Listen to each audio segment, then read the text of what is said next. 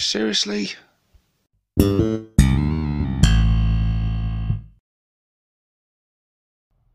Hey guys, and welcome to another Ork Tactics video with myself, 6+ Stevo.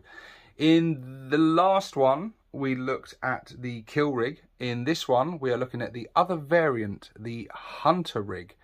This thing comes in at 160 points. It also had a points reduction. As we saw in the last one, the kill rig had a 20 points reduction. So has this. So this comes in 160 points. So quite a bit cheaper than the kill rig. But is the extra, we're going to have a look at this and see which one of these we think is the best. So stat line wise, movement 10, toughness 10, 3+ save, 16 wounds, leadership 7+, and an objective control of 5. So far stat lines exactly the same. So it's all going to be in the weaponry and the abilities. So let's take a look at what this fella is armed with. He is equipped with an heavy lobber, a sticker cannon, butcher boys, savage horns and hooves, and saw blades. So exactly the same weaponry, all except for it does not have the whir tower. So this is the non-psychic variant. But what does it gain in place of that? It has the abilities Deadly Demise, Feel No Pain, firing deck 21. So here we are. Now we're starting to see where the buffs come in. So the kill rig had a firing deck of 11. This has got a firing deck of 21. So it's got a transport capacity of 21, which is bigger, almost double. And it has the special rule, bail out boys. If this transport is destroyed, you can re-roll the dice when determining if a disembarking model's unit suffers mortal wounds. So that's where the buffs are on this thing.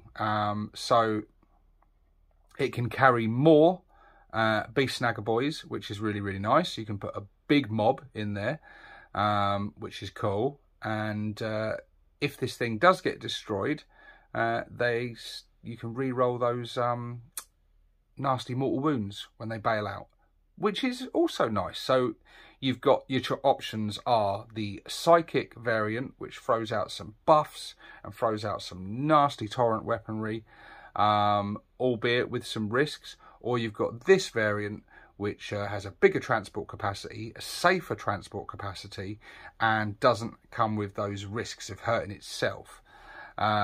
Everything else is exactly the same. You've got all the same weapons. In combat, it's just as good. Shooting, obviously, is not as good by quite a long shot, actually, because the whir tower was the main shooting weapon on the kill rig. This just has the heavy lobber and the sticker cannon. And obviously, the heavy lobber, it's not going to do a huge amount. The sticker cannon is good, but it's a one and done. You know, not one and done, but it's a one shot each shooting phase. So, and most of the time you are going to miss with it. When it hits, it's going to do something nice, but yeah. But look, I don't think the shooting's that important on this. I think the shooting is just something that can fire off a few shots of stuff on its way into combat. That's where you want this thing, because the thing itself is brutal in combat, and the cargo it is inevitably carrying is also very brutal in combat, because beast snaggers are brutal. But yeah, I don't know. I think they're both good options. I don't think you're going to see many Hunta rigs on the table. I think if you buy this kit, most people are going to opt for the kill rig because it's just a bit more fun.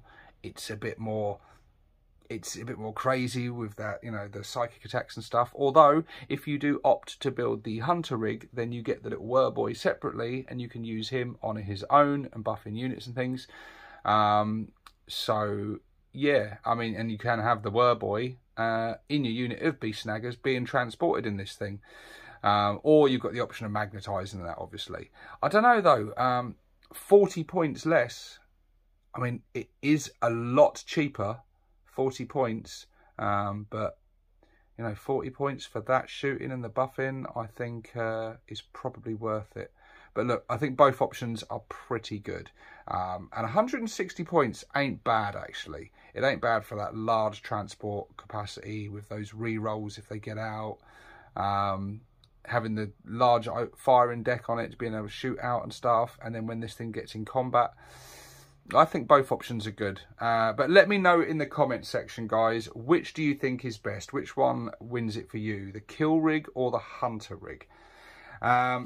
Let me know in the comments. But look, that leaves us with the question, what are we going to look at on the next one? And you know what? I've come all this way. I've done this video. I haven't even decided myself yet. We are still working our way through vehicles, aren't we? There's not a huge amount of vehicles left to work with. We've covered most of them. I think it's probably high time we hit the buggies, isn't it? So I'm flipping through my data cards now. Do you know what I'm going to do? I'm just going to pick out one of the buggies at random. Here we are, the first one I see. The next video, we are going to take a look at this, the Boomdacker Snaz Wagon.